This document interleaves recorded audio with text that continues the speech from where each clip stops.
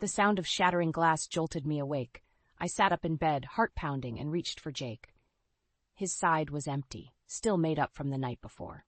Right, he'd stayed at his parents' house to help with some renovations. I slipped out of bed, grabbed my robe, and crept towards the noise. "Jake?" I called out tentatively. "Is that you?" No answer. As I rounded the corner into our living room, I gasped. My mother-in-law, Martha, stood amid a sea of broken picture frames, family photos scattered across the hardwood floor. "Oh, Claire," she exclaimed, her voice dripping with false sweetness. "I'm so sorry, dear. I was just trying to straighten these photos, and they all came tumbling down." I blinked, trying to process the scene. "Martha, it's 6 a.m. How did you get in?" She waved a key in the air. "Jake gave me a spare, in case of emergencies." "Of course he did." I bit back a sigh and forced a smile. "Well, let me help you clean this up." As we gathered the broken glass, I noticed Martha scrutinizing each photo. She looked at one of Jake and me on our honeymoon. "Oh, Claire, you really should have worn a hat. The sun's so aging on the skin." I gritted my teeth. "I'll keep that in mind for next time." The front door opened, and Jake walked in, looking surprised to see us. "Mom, what are you doing here?" Martha beamed. "Just helping Claire tidy up, sweetheart. You know how disorganized she can be." I opened my mouth to protest, but Jake cut in. "That's so thoughtful of you, Mom. Isn't that nice, Claire?" I nodded, not trusting myself to speak. Jake's phone buzzed. He glanced at it and frowned. "Oh, shoot. Dad needs help with the drywall. I've got to run back." "But you just got here," I protested. "I thought we were having breakfast together." He kissed my cheek absently. "Rain check? Mom, you'll keep Claire company, right?" Before I could object, they were both gone, leaving me alone with the mess and a growing sense of unease. Later that afternoon, I visited my parents. Dad was having one of his good days, alert and chatty as we sat in their sunny kitchen. "How's married life treating you, Pumpkin?" he asked, his eyes twinkling. I hesitated. "It's an adjustment." Mom patted my hand. "That's normal, dear. Your father and I had our rough patches, too." Dad chuckled. "Remember when your mother thought I was having an affair with my secretary?" Mom swatted his arm playfully. "How was I supposed to know you were planning my surprise party?" Their easy banter made my heart ache. Would Jake and I ever have that? My phone buzzed with a text from Jake's sister, Sarah. "Family dinner at our place tonight. Don't be late." I showed it to my parents. Dad frowned. "Bit short notice, isn't it?" I shrugged. "That's Sarah for you." Mom squeezed my hand. "You go on, dear. We'll be fine here." As I drove to Jake's family home, my stomach churned with anxiety. These dinners always felt more like an inquisition than a family gathering. Martha answered the door, her smile not quite reaching her eyes. "Claire, darling, come in, come in. We were just talking about you." I stepped inside, the tension palpable. Jake, Sarah, and Thomas sat around the dining table, their conversation dying as I entered. Sarah's saccharine voice broke the silence. "So, Claire, when are you and Jake planning on giving us some grandchildren?" I froze, caught off guard. Jake looked uncomfortable, but said nothing. Martha chimed in. "You're not getting any younger, dear. Tick-tock!" I felt my face flush as I struggled to find a response. This was going to be a long night, and I couldn't shake the feeling that it was just the beginning of a much bigger storm. I stared at my reflection in the bridal boutique's mirror, my heart sinking. The wedding dress I'd dreamed of since childhood hung limply on the rack, replaced by a monstrosity of tulle and sequins that Martha and Sarah had insisted upon. "Oh, Claire, you look absolutely divine," Martha cooed, clapping her hands together. Sarah circled me like a shark. "It's perfect. Jake will be speechless." I caught my mother's eye in the mirror. Edith's face was a mask of concern, but she remained silent. We both knew this wasn't the dress I wanted. "I'm not sure," I began, but Martha cut me off. "Nonsense. This is the one. We'll take it," she announced to the saleswoman. My stomach churned. "Wait, I haven't decided." "Claire," Sarah interrupted, her voice sickly sweet, "don't you want Jake to be proud? This dress is a statement. It says you're part of our family now." I felt the walls closing in. Where was Jake? He'd promised to be here, to support me. As if on cue, my phone buzzed. A text from Jake. "Sorry, can't make it. Trust Mom and Sarah's judgment. Love you." I blinked back tears. This wasn't how it was supposed to be. Later that evening, I confronted Jake at home. "You said you'd be there. This is our wedding, Jake, not your mother's." He sighed, running a hand through his hair. I know, I'm sorry. Work's been crazy, but Mom and Sarah know what they're doing. They just want what's best for us. What's best for us? Or what's best for them? I countered. Jake's eyes hardened. Hey, that's not fair. They're family. And what am I? I shot back. The silence that followed was deafening. Days blurred together as wedding preparations spiraled out of control. Martha and Sarah steamrolled over every decision, from the venue to the menu. Jake remained frustratingly passive, always siding with his family. One afternoon, I escaped to my parents' house, seeking solace. I found Dad in his favorite armchair, looking more frail than I remembered. What's wrong, Pumpkin? He asked, patting the seat beside him. I collapsed next to him, the dam finally breaking. Through tears, I poured out everything, the dress, the plans, Jake's indifference. Dad listened, his face growing stormy. This isn't right, Claire. A marriage is about two people, not an entire clan. Mom brought us tea, her worry evident. Have you talked to Jake about how you feel? I nodded miserably. He just doesn't see it, or doesn't want to. Dad squeezed my hand. Then maybe it's time to consider. A coughing fit interrupted him, violent and prolonged. Mom rushed to his side, fear etched on her face. I'm fine, Dad wheezed, waving us off. But the pallor of his skin told a different story. That night, I returned home to find Jake, Martha, and Sarah huddled over seating charts in our living room. There you are, Martha exclaimed. We've decided to invite the Johnsons. I know you wanted a small wedding, but they're such good family friends. Something in me snapped. No, I said firmly. The room fell silent. Jake looked up, startled. What? I said no, I repeated, my voice stronger. This is our wedding, Jake, ours, not your mother's, not Sarah's. And I'm done letting them run roughshod over everything I want. Martha gasped. Sarah's eyes narrowed dangerously. Jake stood, his face a mix of confusion and anger. Claire, what's gotten into you? They're just trying to help. I met his gaze, a cold realization settling in my chest. If you can't see what's happening here, Jake, then maybe we need to rethink this whole thing. The words hung in the air, heavy with implication. Martha and Sarah exchanged triumphant glances, thinking they'd won. But as I looked at Jake, seeing the conflict in his eyes, I knew this was far from over. Our wedding day loomed, and with it, a decision that would change everything. The morning of my wedding dawned bright and clear, a stark contrast to the storm raging inside me. I stood before the mirror, encased in the gaudy dress Martha and Sarah had chosen, feeling like a stranger in my own skin. You look beautiful, sweetheart, Mom said, her eyes glistening with unshed tears. I forced a smile. Thanks, Mom. A knock at the door made us both jump. It was Jake, looking handsome but troubled. Can we talk? He asked, his voice low. Mom squeezed my hand and slipped out, leaving us alone. Jake's eyes roamed over me, taking in the dress. You look different. This isn't me, Jake, I whispered. None of this is. He sighed, running a hand through his hair. I know things haven't been easy, but it's just one day. We can get through this. I felt a flicker of hope. So you understand? I understand that my family can be a bit much sometimes, he said carefully. But they mean well. Let's just get through today, okay? My heart sank. He still didn't get it. The ceremony was a blur of faces and voices. I said my vows on autopilot, barely registering Jake's words. As we walked back down the aisle, Martha's triumphant smile made my skin crawl.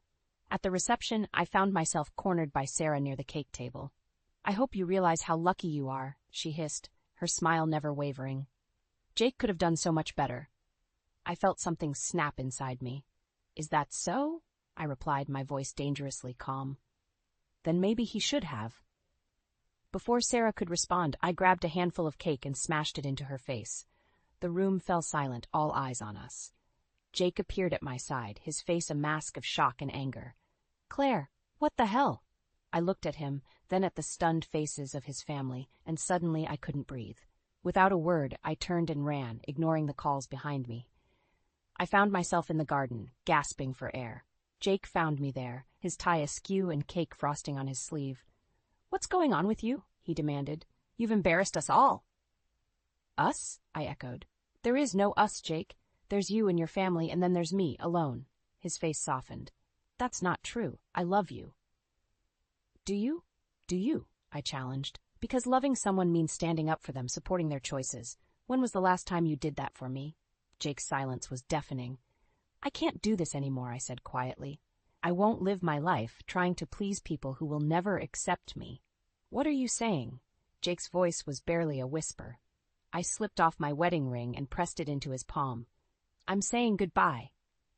The shock on his face almost made me waver, but I steeled myself and walked away. As I reached the garden gate, I heard Martha's shrill voice. Jake, what happened? Where is she going? I didn't stay to hear his response. I kicked off my heels and ran, my ridiculous dress billowing behind me like a parachute of broken dreams. Hours later, I sat in my childhood bedroom, surrounded by the remnants of a life I thought I'd left behind. Mom brought me tea, her face etched with concern. What happens now? She asked gently. I took a deep breath. I don't know, but for the first time in a long time, I feel like I can breathe. A commotion downstairs made us both start. Dad's voice, usually so weak lately, boomed through the house. You have no right to be here. Get out! Mom and I rushed downstairs to find Jake standing in our living room, looking lost and angry. Dad stood before him, trembling with fury. Please, Jake pleaded, his eyes finding mine. Claire, we need to talk. I stepped forward, placing myself between Jake and my father. No, Jake, we don't. It's over. As I ushered him out, I caught a glimpse of a car idling at the curb. Martha sat in the driver's seat, her eyes boring into me with undisguised hatred. I closed the door, leaning against it as the weight of the day crashed over me. This was just the beginning, I realized. The real battle was yet to come. The shrill ring of my phone jolted me awake. I fumbled for it in the dark, my heart racing as I saw Mom's name on the screen. Claire, it's your father. Mom's voice trembled. He's had a stroke. We're at the hospital. I was out the door in minutes, my mind a whirlwind of fear and worry. As I sped through the empty streets, I realized I hadn't even told Jake where I was going. The hospital corridors seemed endless as I searched for Dad's room. I found Mom slumped in a chair outside, her face pale and drawn. How is he? I asked, breathless. She shook her head, tears welling up. It's bad, Claire. The doctors, they're not sure he'll make it through the night. My world tilted on its axis. I steadied myself against the wall, trying to process the news. Can I see him? Mom nodded, squeezing my hand as I entered the room. Dad lay still, tubes and wires connecting him to beeping machines. He looked so small, so fragile. I took his hand, willing him to open his eyes. I'm here, Dad, I whispered. I'm not going anywhere. Days blurred together as we kept vigil by Dad's bedside. Jake called several times, but I couldn't bring myself to answer. How could I explain that my world was falling apart while he was busy planning Christmas with his family? On the 5th day, as I was dozing in the uncomfortable hospital chair, I felt a slight pressure on my hand. I opened my eyes to find Dad looking at me, his gaze weak but aware. Pumpkin, he rasped. Tears streamed down my face as I called for the nurse. It wasn't a full recovery, but it was hope. As December crept closer, Dad's condition improved enough for him to come home. I threw myself into caring for him, grateful for every moment we had together. One evening, as I was helping Dad with his physical therapy exercises, Jake showed up unannounced. Claire, we need to talk, he said, his face a mix of concern and frustration. You've been ignoring my calls. Christmas is in 2 weeks, and we haven't even discussed our plans. I stared at him, incredulous. Plans? Jake, my father almost died. He needs me here. Jake's expression hardened. I understand that, but my family is expecting us. We can't just cancel Christmas. I'm not canceling Christmas, I said, my voice rising. I'm spending it with my parents. Here. But what about my family? Jake demanded. They're your family too now. I felt something snap inside me. Are they? Because when my father was fighting for his life, where were they? Where were you? Jake flinched as if I'd slapped him. That's not fair. I tried to be here, but work. Save it, I interrupted.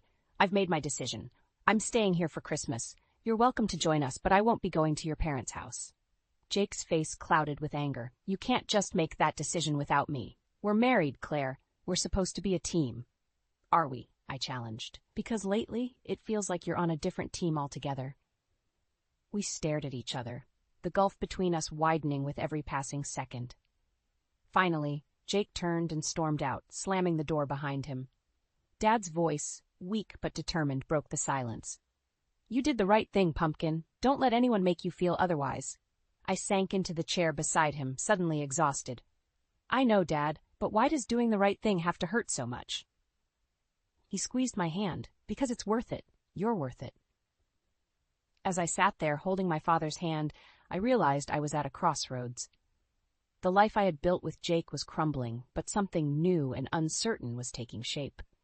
Christmas loomed ahead, not as a celebration, but as a battle line drawn in the sand. I took a deep breath, steeling myself for what was to come. Whatever happened, I knew one thing for certain. I wouldn't back down. Not this time. The call came at 3 a.m., shattering the fragile peace I'd managed to find. Mom's voice, broken and raw, told me what I'd been dreading for weeks. Claire, he's gone. Your father, he's gone. The world tilted on its axis as I fumbled for my clothes, my mind a whirlwind of grief and disbelief. I didn't even think to wake Jake as I rushed out the door. The house was eerily quiet when I arrived. Mom sat in Dad's favorite armchair, clutching his sweater to her chest. I knelt beside her, words failing me as we clung to each other, our shared sorrow a tangible thing between us. As dawn broke, reality set in. There were calls to make, arrangements to handle. I moved through the tasks mechanically, each one a painful reminder of Dad's absence. It wasn't until late afternoon that I remembered to call Jake. His phone went straight to voicemail. I left a message, my voice hollow as I explained what had happened. Hours passed with no response. As evening fell, I tried again, only to be met with Martha's shrill voice. "Oh, Claire," she said, false sympathy dripping from every word. "Jake told us about your father. Such a shame. But you understand we can't change our plans for the charity gala tomorrow night, don't you? It's been in the works for months." I felt as if I'd been slapped. "Martha, my father just died. Surely Jake." "Jake knows his responsibilities," she interrupted. "I'm sure your mother can handle the details. Family obligations come first, after all." The line went dead before I could respond. I stood there, phone in hand, rage and disbelief warring within me. Mom found me like that, still frozen in shock. "Claire? What is it?" I told her about the call, watching as her face crumpled in pain and anger. "Oh, sweetheart," she whispered. "I'm so sorry." The next day passed in a blur of funeral preparations and well-wishers. Jake remained conspicuously absent, his silence a deafening roar in the quiet moments.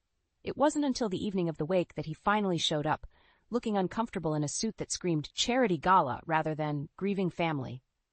"Claire," he started, reaching for me. "I'm so sorry. I wanted to be here sooner, but—" I stepped back, out of his reach. "But what, Jake? Your mother's gala was more important than being here for me? For my family?" He had the grace to look ashamed. "It's not like that.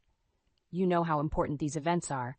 I couldn't just—" "Couldn't what?" I interrupted, my voice rising. "Couldn't be a husband, couldn't support your wife when she needed you most?" Jake's face hardened.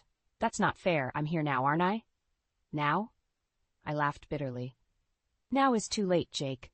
Where were you when I was making funeral arrangements? When I was holding my mother as she cried herself to sleep? Where were you when I needed you?" A hush fell over the room as people turned to stare. Jake shifted uncomfortably, lowering his voice. "Claire, please, let's not do this here." "Why not?" I challenged. "Are you afraid people might see who you really are? A man who abandons his wife in her darkest hour for a party?" Jake's eyes flashed with anger. "That's enough. I won't stand here and be insulted. I'm leaving." As he turned to go, I felt something inside me break. "If you walk out that door," I said, my voice deadly calm, "don't bother coming back." He paused for a moment, conflict clear on his face. Then, without a word, he left. I stood there, surrounded by sympathetic murmurs and pitying glances, feeling more alone than ever. Mom appeared at my side, her hand warm in mine. "You did the right thing, sweetheart," she whispered. As I looked around the room at the faces of those who truly cared, who had shown up when it mattered most, I felt a strange sense of clarity wash over me. Dad was gone, and with him, the last threads of my marriage were unraveling. But in that moment, I knew with absolute certainty what I had to do next. It was time to reclaim my life, no matter the cost. The house felt empty as I returned from Dad's funeral, my grief a heavy blanket wrapped around my shoulders. Mom had decided to stay with her sister for a few days, leaving me alone with my thoughts and the echoing silence of our family home. I fumbled with my keys, pushing open the front door only to freeze at the sight before me. A thick manila envelope sat on the entryway table, Jake's neat handwriting stark against the brown paper. With trembling hands, I tore it open, my heart pounding as I scanned the contents. Jake wanted a divorce. The world tilted sideways as I stumbled to the couch, the papers clutched to my chest. How could he do this now, when the wound of losing Dad was still so raw? My phone buzzed incessantly, Jake's name flashing on the screen. I let it go to voicemail, unable to face his voice. Instead, I listened to the message he left, his words washing over me like ice water. Claire, I'm sorry it had to be this way, but after everything that's happened, I think we both know this is for the best. My lawyer will be in touch about dividing our assets. Dividing our assets. The phrase echoed in my head, and suddenly a terrible realization dawned on me. Dad's inheritance. Jake's family had always been oddly interested in my parents' finances. Could this be why? Panic rising in my throat, I called my mother's lawyer, Robert. I need your help, I said, my voice shaking. I think Jake and his family might be after Dad's money. Robert's voice was calm, steadying. Claire, breathe. We'll figure this out. Come to my office first thing tomorrow. The night passed in a blur of anxiety and sleeplessness. By dawn, I was at Robert's office, clutching a mug of coffee like a lifeline. I've reviewed the documents, Robert said, his face grim. It seems Jake is indeed trying to claim a portion of your father's estate as marital property. But don't worry, we can fight this. I nodded, a strange calm settling over me. What do I need to do? First, we need to secure your assets. I'll file a temporary restraining order to prevent Jake from accessing any joint accounts. Then we'll prepare our counterpetition. As I left Robert's office, a plan forming in my mind, I spotted a familiar car parked across the street. Sarah, Jake's sister, sat behind the wheel, her eyes narrowing as she saw me. I marched over, anger fueling my steps. Enjoying the show, Sarah? Did Jake send you to spy on me? She smirked, not even bothering to deny it. Oh, Claire, you should have known better than to think you could take on our family. Jake's told us everything about your father's money. We won't let you keep it all to yourself. Her words confirmed my worst fears, but instead of crushing me, they ignited a fire in my chest. Watch me, I hissed, turning on my heel. Back at home, I began packing, throwing clothes and essentials into a suitcase. I couldn't stay here, not with Jake's family watching my every move. As I zipped up the bag, my phone rang. Mom's voice was frantic on the other end. Claire, someone broke into the house. They've ransacked your father's study. My blood ran cold. Mom, are you okay? Did you call the police? Yes, they're on their way. But Claire, your father's safe. It's empty.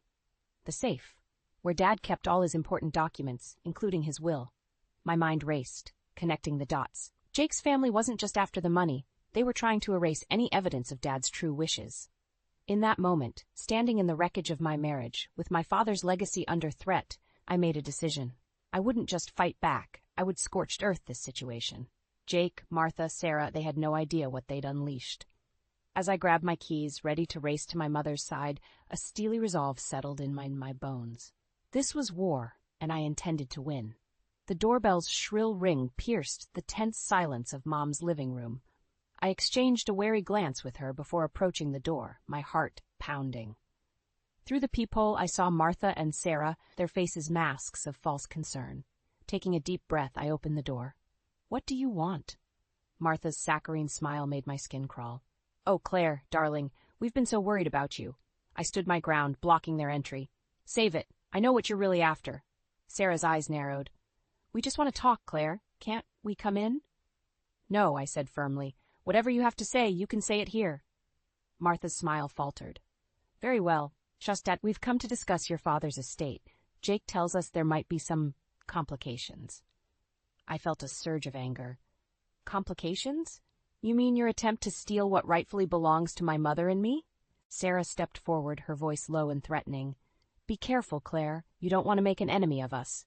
Too late, I spat. Now get off my property before I call the police. As they retreated, Martha called over her shoulder. This isn't over, dear. We'll see you in court. I slammed the door, my hands shaking.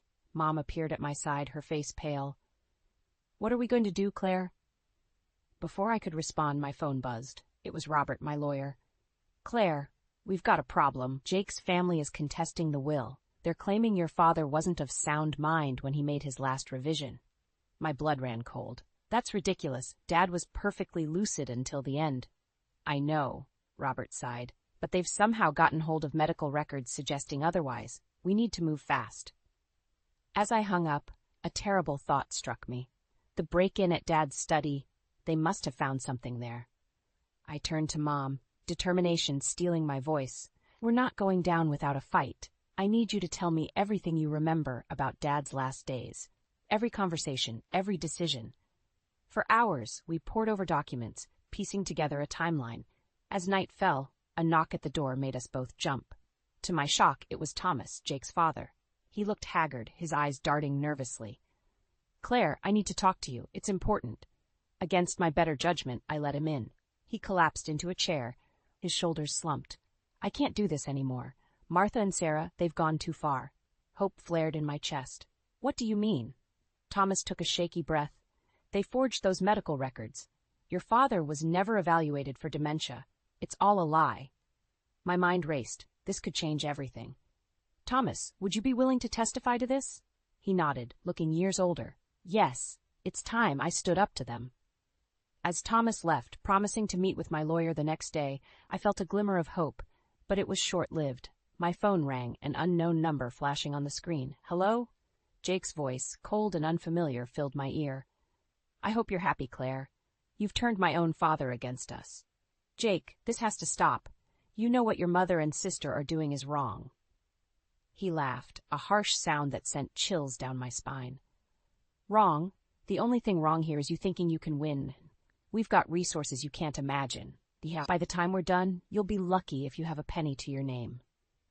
The line went dead, leaving me shaken. I turned to find Mom watching me, her face a mix of fear and resolve. "What now?" she asked softly. I squared my shoulders, a plan already forming in my mind. "Now, we fight fire with fire. They want to play dirty? Fine, but they have no idea who they're dealing with." As I dialed Robert's number, ready to set our counterattack in motion, I realized this was more than just a battle over Dad's inheritance. It was a war for justice, for family, for everything I held dear, and I was ready to risk it all to win. The moving truck rumbled away, leaving Mom and me standing in front of our new home. A fresh start, miles away from the chaos Jake's family had brought into our lives. I took a deep breath, feeling a weight lift from my shoulders. "Ready?" Mom asked, squeezing my hand. I nodded, a smile tugging at my lips. More than ready. As we unpacked, my phone buzzed incessantly. Jake, Martha, Sarah, all leaving increasingly frantic messages. I ignored them, focusing on creating our new sanctuary. It was past midnight when a crash downstairs jolted me awake. Mom's frightened voice called out, "Claire!" Heart pounding, I grabbed the baseball bat I'd kept by my bed and crept downstairs. The sight that greeted me froze me in my tracks. Martha, Sarah, and Thomas stood in our living room, surrounded by shattered glass from the window they'd broken. Thomas looked terrified, but Martha's eyes gleamed with manic determination. "Where is it?" she hissed. "Where's Milton's will?" I raised the bat, my voice steady, despite my racing heart. "Get out of our house. Now." Sarah lunged forward, but I swung the bat, stopping inches from her face. She stumbled back, shock replacing her usual smirk. "Claire," Thomas pleaded, "this has gone too far. Let's just talk." "Shut up!" Martha snapped. She turned to me, her face contorted with rage. "You ungrateful little bitch, after everything we've done for you." A siren wailed in the distance, growing louder. Mom appeared beside me, her phone in hand.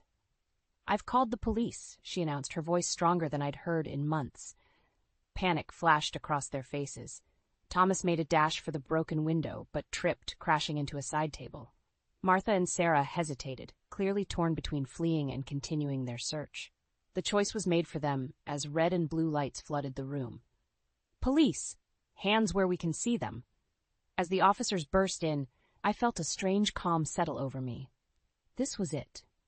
The moment when all the lies, all the manipulation would finally come to light. Hours later, as dawn broke, I sat in our kitchen nursing a cup of coffee.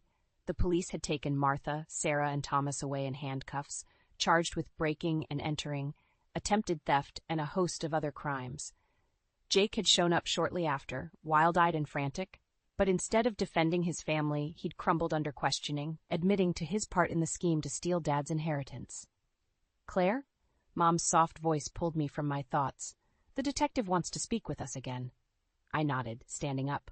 Let's finish this. In the living room, Detective Harris smiled warmly. Mrs. Edith, Miss Claire, I have good news. With Thomas's confession and the evidence we found at the scene, we have more than enough to ensure Martha, Sarah, and Jake face justice. Relief washed over me, but it was tinged with sadness. What happens now? They'll be prosecuted to the full extent of the law, he assured us. And as for you two, you're free to live your lives without fear of further harassment. As the detective left, Mom and I stood in silence, the weight of everything that had happened settling around us. I'm so proud of you, Claire, Mom said, her eyes glistening. Your father would be too. I felt tears welling up. I just wish he was here to see it. She pulled me into a hug. He is, sweetheart. In every brave decision you've made, in every moment you've stood up for what's right, he's here. As we held each other, I realized that this wasn't just an ending. It was a beginning.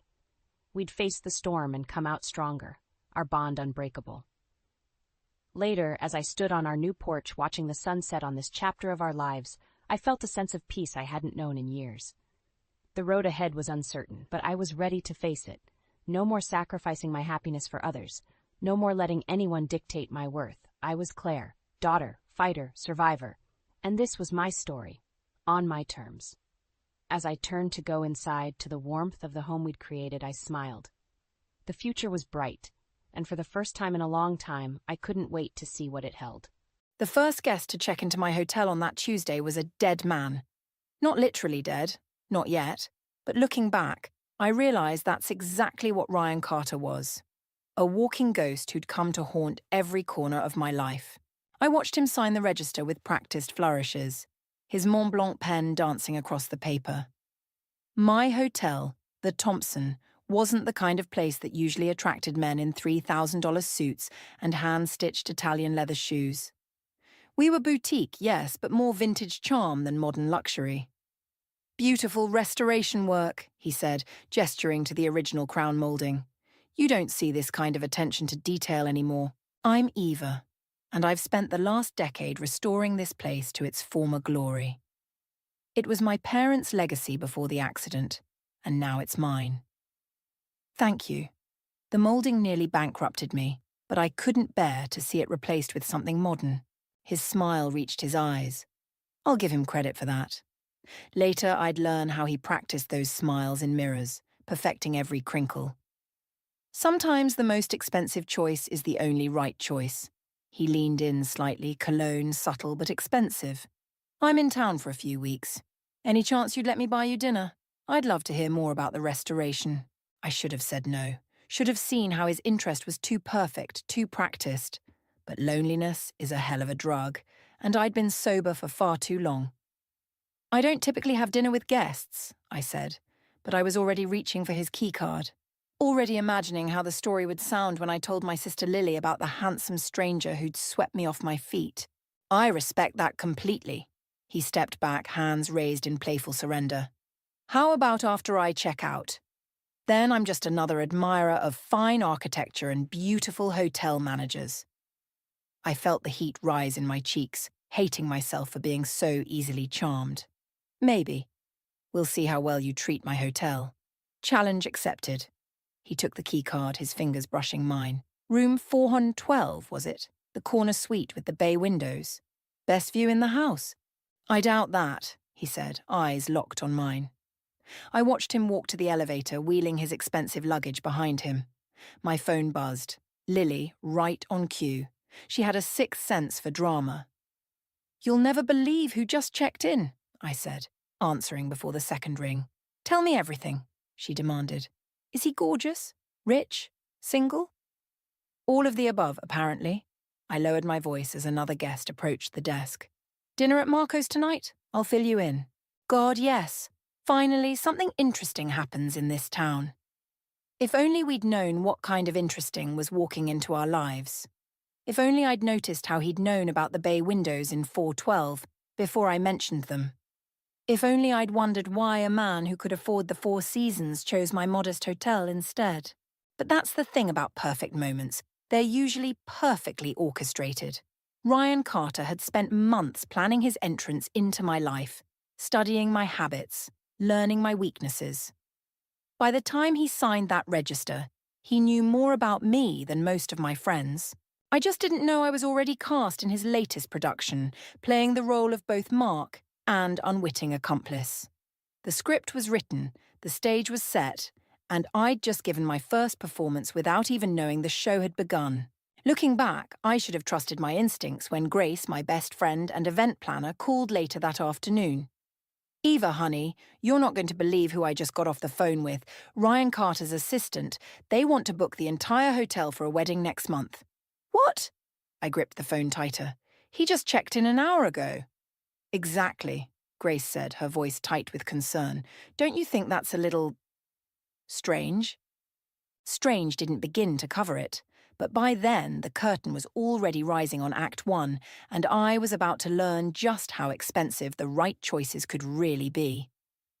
Marco's was packed that night, but Lily was already at our usual corner booth, phone in hand, perfectly styled as always.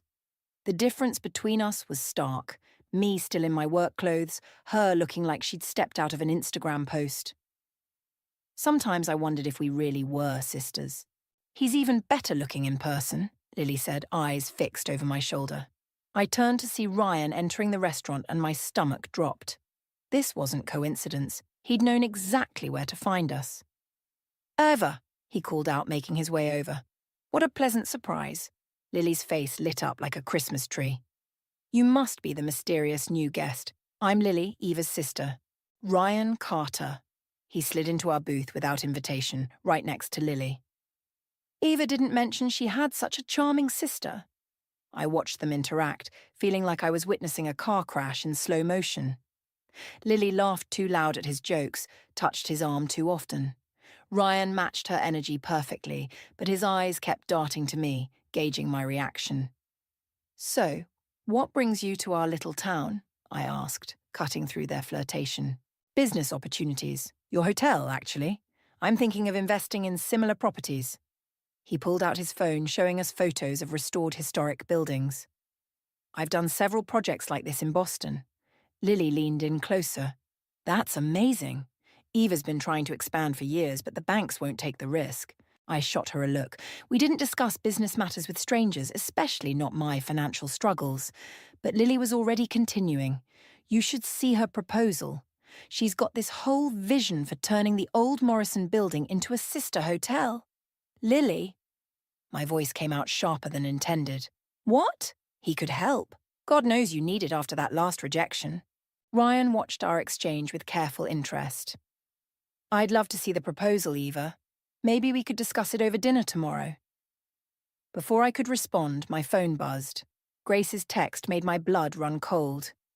"Did background check. No record of Ryan Carter's company in Boston. Call me Asa P." "I should really keep business and pleasure separate," I said, trying to keep my voice steady. "Smart woman." Ryan smiled, but something shifted in his eyes. "Though sometimes the best opportunities come from mixing the two." "Eva's always been the careful one," Lily said, rolling her eyes. "Me, I believe in taking chances." "Speaking of chances," Ryan turned to her, "I'm hosting a small gathering at my suite tomorrow evening. Nothing fancy, just drinks and conversation. You should both come." "We'd love to," Lily answered before I could decline. "Actually, I have inventory tomorrow night," I lied, standing up, "and Lily has an early shift at the cafe." "I can switch shifts," Lily protested, but I was already gathering my things. "Another time, perhaps," Ryan said smoothly. "Though I hope you'll reconsider, Eva. Sometimes the best decisions are made outside office hours." Walking home later, Lily wouldn't stop talking about him. "He's perfect for you, Eva. Successful, interested in the same things."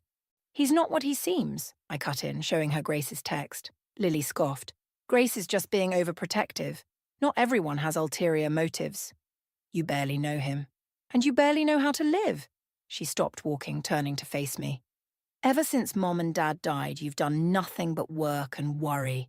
Maybe it's time you took a risk." "Maybe it's time you grew up," I snapped back, instantly regretting it. Lily's face hardened. "I'm going to that gathering tomorrow night, with or without you."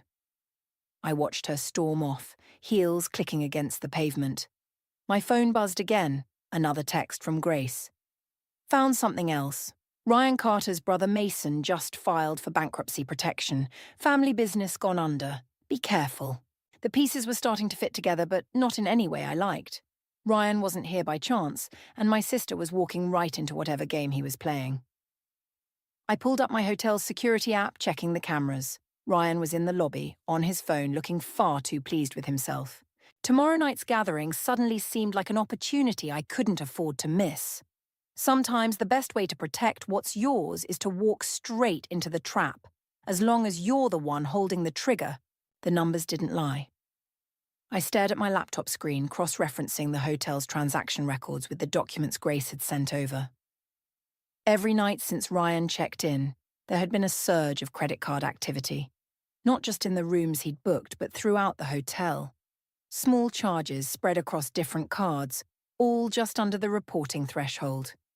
My phone lit up with Lily's text. Having breakfast with Ryan. He has amazing ideas for the Morrison Building renovation. The Morrison Building. My dream project, now being dangled like bait. I clicked through another set of transactions, my hands shaking. The pattern was clear. Ryan wasn't just staying at my hotel, he was using it. You should see this, Grace said, walking into my office without knocking. She dropped a stack of papers on my desk. Remember those Boston properties he showed you? They're all in foreclosure. The Carter family business is underwater, and Ryan's brother Mason is trying to salvage what's left. Does Lily know? Lily won't listen to anyone right now. She thinks she's in love. I pulled up the security cameras. Ryan and Lily were in the hotel restaurant, heads close together over Sophie. He was showing her something on his phone, and she was nodding enthusiastically. The same way I probably looked when he first showed me those fake investment properties. We need to talk to Mason, Grace said. No, I closed my laptop. First, I need to hear Ryan explain these transactions himself. I found him in the bar that evening, nursing a whiskey. Lily was nowhere in sight. Small mercies. Eva, he smiled that practiced smile. I was just thinking about you. Funny how that works. I sat down, sliding a printout across the bar. I was thinking about you too. And these unusual patterns in our credit card transactions. His expression didn't change, but his knuckles whitened around his glass. You know how corporate expenses work. Sometimes things need to be structured creatively. Creative like your Boston properties? The ones in foreclosure? Now the smile faltered. You've been checking up on me. You're using my hotel for money laundering, Ryan. The question is why? You're making dangerous accusations. His voice dropped, all charm vanishing. Accusations that could hurt a lot of people, including Lily. My blood ran cold. Leave my sister out of this.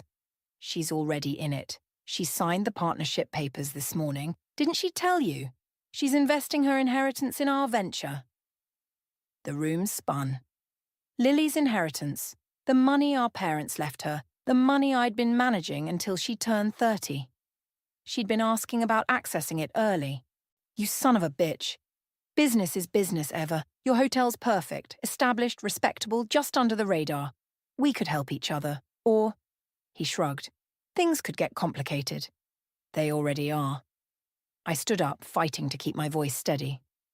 You have 24 hours to check out. You might want to discuss that with your new partner first. He finished his whiskey. Lily's quite excited about our plans. It would be a shame to disappoint her. I walked away before I could do something stupid, like throw his whiskey in his face. In the lobby, my phone buzzed with an email notification. Lily had requested an emergency transfer of funds to a new business account. The paperwork was already filed. Grace was waiting in my office. Mason Carter called back. He wants to meet. Too late. I showed her the transfer request. Ryan's already got what he wanted, access to clean money through a legitimate business. What are you going to do? I looked at the security feed again. Ryan was still at the bar, now on his phone, probably moving pieces into place. He thought he had me cornered. The protective sister, the cautious businesswoman, too afraid of scandal to fight back. But he'd made one crucial mistake. The Thompson Hotel wasn't just my business. It was my parents' legacy. And I'd learned long ago that sometimes the only way to protect what you love is to burn everything else to the ground.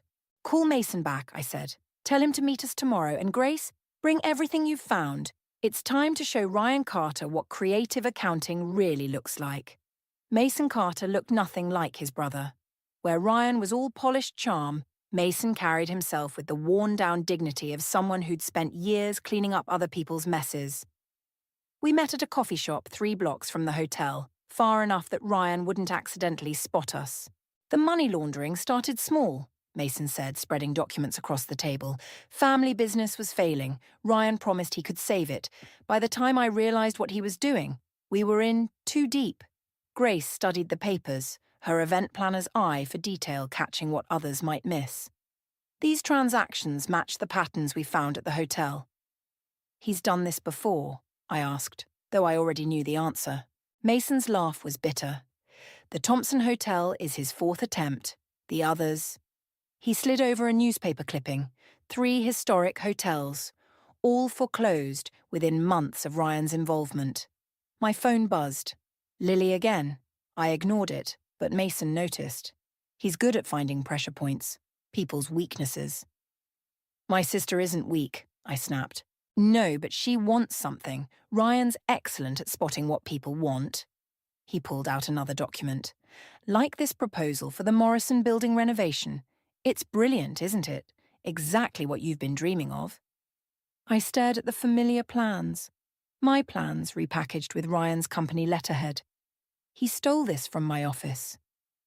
Probably while Lily was distracting you, Grace said quietly. The night of the gathering. My phone buzzed again. This time, I looked. A photo from Lily, her and Ryan at the Morrison building, hard hats on, champagne in hand.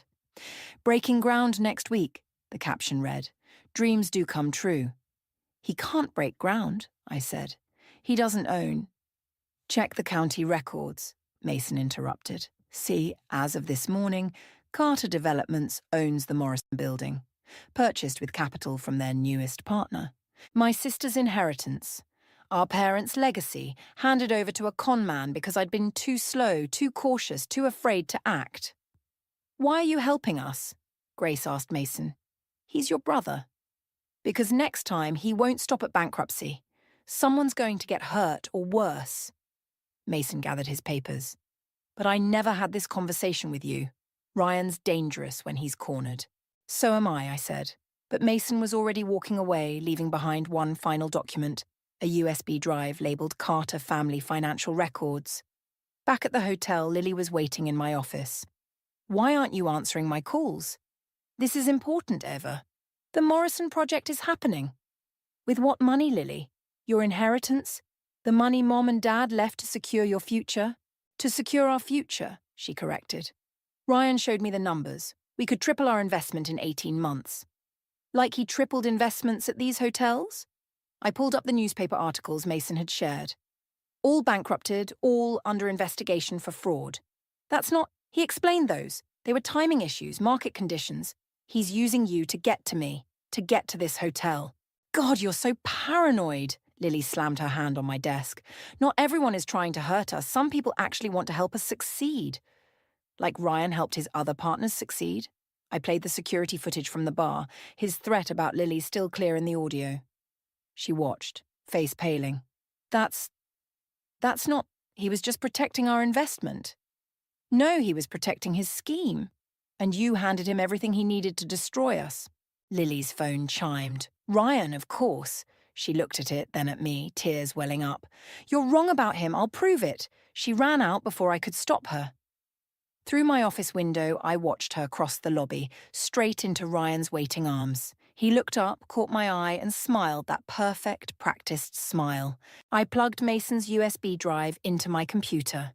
If Ryan wanted to play with family legacies, fine. But he'd forgotten something crucial about the Thompson sisters. We learned about revenge at our father's knee, watching him build this hotel empire one calculated risk at a time. Time to show Ryan Carter what a real calculated risk looks like. The Morrison building groundbreaking ceremony felt like watching my own funeral. I stood at the back of the crowd, Grace beside me, as Ryan worked the room like a master conductor. Lily sparkled at his side, playing the role of adoring partner perfectly. The Thompson Carter vision represents more than just renovation, Ryan announced to the gathered investors. It's about family legacy, about trust, about building something lasting together. My fingers tightened around the USB drive in my pocket. Mason's data had revealed everything. The shell companies, the laundered money, the pattern of destruction left in Ryan's wake. But it also showed something worse. Lily's signature on documents she couldn't possibly understand, making her legally complicit in his schemes. "You okay?" Grace whispered. I nodded, watching Ryan guide Lily toward the ceremonial shovel. They looked perfect together, both glowing with anticipated triumph. My sister hadn't spoken to me in days, not since our fight in my office. "And now," Ryan continued, "I'd like to invite Eva Thompson to join us. After all, this project wouldn't exist without her original vision." The crowd turned, expecting me to step forward. Ryan's smile was razor-sharp, daring me to make a scene. He knew I wouldn't risk exposing him here, not with Lily's future on the line. I walked to the podium, accepted the second shovel he offered. "Thank you, Ryan. You're right.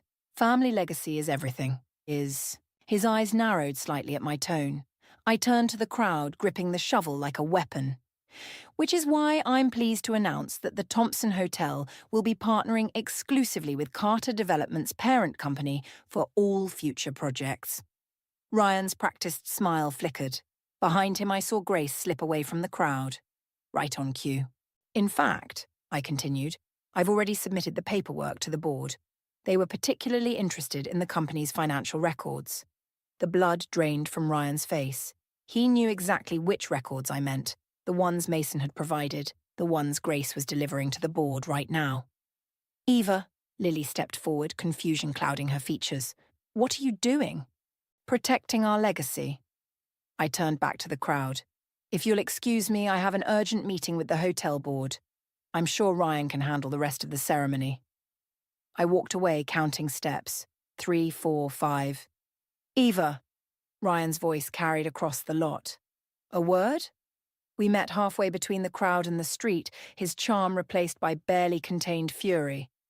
"Whatever you think you're doing, I'm doing exactly what you taught me, Ryan. Making calculated risks." "You have no idea what you're risking," he hissed. "That USB drive, Mason had no right—" "Mason's not the only one who kept records." I pulled out my phone, showed him the screen. "Remember that night in the bar when you threatened my sister? Hotel security cameras catch everything." His mask slipped completely then, showing the desperate man beneath. "You'll destroy her too. Those documents she signed are void as of an hour ago. The board's lawyers found some interesting irregularities in the filing dates." Lily appeared beside us, her face pale. "What documents? Ryan, what is she talking about?" "Nothing, sweetheart. Just business details." "Show her," I cut in. "Show her the real contracts she signed. The ones that would have made her liable when everything fell apart." Ryan reached for Lily's arm, but she stepped back. For the first time, I saw doubt in my sister's eyes. "The groundbreaking," Ryan said quickly. "We need to finish." "Is cancelled," Grace called out, walking back from the hotel. "The board sends their regrets, and the police send their regards." The crowd was dispersing now, investors muttering among themselves. Ryan's perfect ceremony was unravelling thread by thread. "You're bluffing," he said, but his eyes darted toward his car. "Am I?" I stepped closer. "Run if you want. But remember, I learned about revenge from the best. You." He backed away, mask completely shattered. Lily stood between us, tears streaming down her face as she finally saw the truth. The sirens started in the distance, growing closer. Ryan turned and ran, leaving everything behind. The ceremony, the schemes, my sister. I reached for Lily's hand. She flinched but didn't pull away. "I'm sorry," she whispered. "I know." I squeezed her hand, watching Ryan's figure disappear around the corner. "Let's go home." The real work, healing our family, rebuilding trust, was just beginning. But at least now we could face it together, without any more perfect lies standing between us. 3 days after Ryan disappeared, I found Lily unconscious in her apartment, an empty bottle of sleeping pills beside her. The note simply read, "I'm sorry I ruined everything." Now I sit in the hospital waiting room, my hands shaking as I scroll through the messages flooding my phone. The hotel board wants an emergency meeting. The police need another statement. Grace keeps sending updates about the media circus gathering outside the Thompson. "Miss Thompson," a detective appears, notebook in hand. "We need to discuss the documents your sister signed." She didn't know, I say automatically, the same words I've repeated for days. Ryan manipulated her.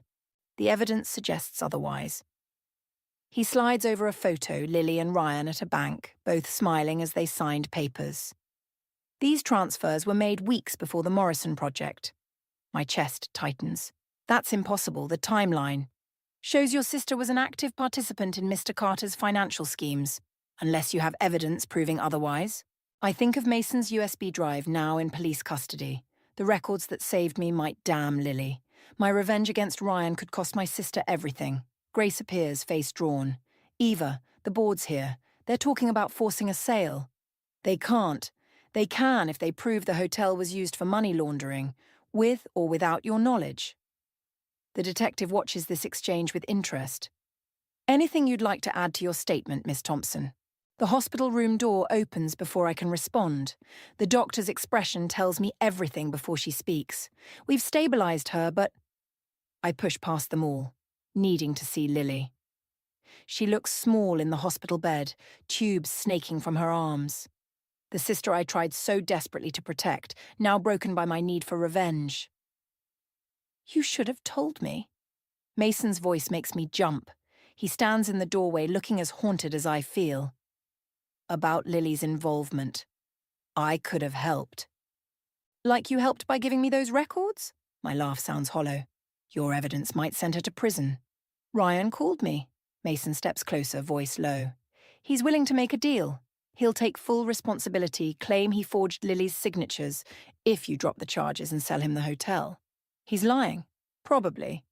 But right now he's offering you a choice. Your hotel or your sister." Through the window I can see reporters gathering.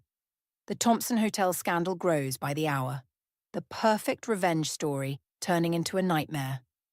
My phone buzzes again, an email from the board. They've called an emergency vote for tomorrow. Without my parents controlling shares, which I signed over to Lily months ago as part of her inheritance, I can't stop them. "Time's running out," Mason says quietly. "Ryan's flight leaves tonight. After that, his offer dies, and Lily faces the consequences." I look at my sister, remembering her as a child, always following me around the hotel, dreaming of making it grander. Now those dreams might destroy us both. He planned this, I realize. From the beginning. The hotel, Lily, all of it. I thought I was destroying him, but he's still playing the game, Mason finishes. "Question is, are you willing to lose everything to win?" Grace appears with coffee I didn't ask for. "Board's getting restless. They want an answer about the sale." I take the coffee, letting its heat burn my palms. The pain helps me think. Ryan calculated everything except one detail. He assumed I'd choose between my sister and my hotel. I pull out my phone, dialing a number I memorized from Mason's files. "Hello, Mr. Chen. This is Eva Thompson. I believe you lost some money in one of Ryan Carter's previous ventures. I have a proposition for you." Mason's eyes widen as he realizes what I'm doing. "Ava, wait!" But I'm already speaking, trading the last piece of my soul for one final shot at salvation. Sometimes, to save everything, you have to be willing to lose it all first. The game isn't over. It's just becoming something darker than even Ryan imagined. The private terminal at the airport was empty except for Ryan, his perfectly tailored suit now wrinkled from hours of waiting. I watched through the glass as he checked his phone again, probably wondering why his escape plane hadn't arrived. "He's alone," Grace confirmed through my earpiece. "Lily's documents are ready." I pushed through the door, the click of my heels echoing across polished floors. Ryan's head snapped up, relief washing over his face. "Eva, I knew you'd make the right choice." "Did you?" I placed a manila envelope on the seat between us. The hotel's transfer papers as requested. He reached for them, but I held up my hand. First, sign these. I slid over another set of documents. Confession of fraud, absolving Lily of any involvement. Of course. His smile was genuine. He thought he'd won. I meant what I said. I never wanted to hurt her. No, you just wanted to use her to hurt me. Business is business. He started signing without reading, confident in his victory. You understand that now, don't you? Sometimes we have to sacrifice the things we love. Like your brother sacrificed everything for you? Ryan's pen paused. Mason made his choices. He did, starting with that USB drive he gave me. I watched his face carefully. But he wasn't the only one keeping records, was he, Mr. Chen? The door opened behind me. Ryan's face went ash-white as James Chen walked in, flanked by federal agents. The thing about revenge, Ryan, I said quietly, is that your old victims are often happy to help destroy you, and you can't. He grabbed for the hotel transfer papers, but I pulled them back. Those? They're fake? Just like the confession you just signed. I smiled his own practiced smile back at him. Business is business, right? The hotel board, already voted this morning. Turns out Mr. Chen bought enough shares to swing the decision. Your previous victims were very generous once they learned they could help take you down. Ryan lunged for the door, but the agents were faster. As they read him his rights, I saw Mason step out of the shadows. I'm sorry, brother, Mason said softly, but someone had to stop you. You betrayed me? Ryan struggled against the handcuffs. For her? No. Mason met my eyes. For all of us you destroyed along the way. I walked over to Ryan close enough to see the desperation in his eyes. You were right about one thing. Sometimes we have to sacrifice the things we love. I pulled out my phone, showed him the live feed from the Thompson Hotel. Like your reputation. On the screen, reporters swarmed as federal agents carried boxes of evidence through the lobby. Years of Ryan's careful schemes, exposed for the world to see. You'll lose everything, he spat.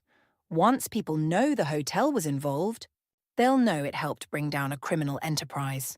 I pocketed my phone. The Thompson Hotel becomes the hero of the story. Lily becomes the innocent victim who helped expose the truth. And you become exactly what you always were, a con man who finally got caught. Eva. His voice cracked, that perfect facade finally shattering completely. Please, I'll give you anything. You already did. You taught me how to destroy someone completely. I turned away, nodding to the agents. Goodbye, Ryan. As they led him away, I heard him shouting promises and threats, but they meant nothing now.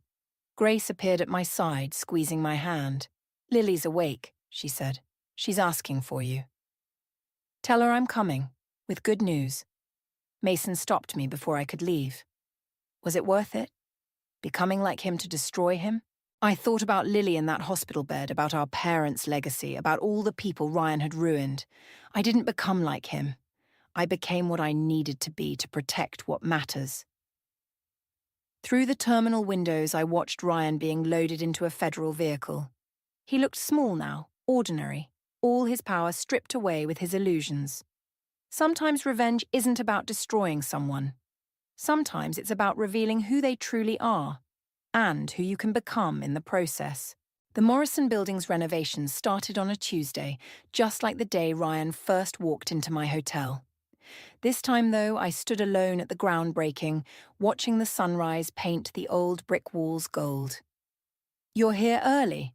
Grace appeared beside me, coffee in hand. The ceremony's not for hours. Just wanted to see it one last time before everything changes. The construction crew arrived, their equipment rumbling to life. Each crash of demolition inside felt like justice, tearing down the last traces of Ryan's schemes to build something real in their place. My phone buzzed, a news alert about Ryan's sentencing. I deleted it without reading.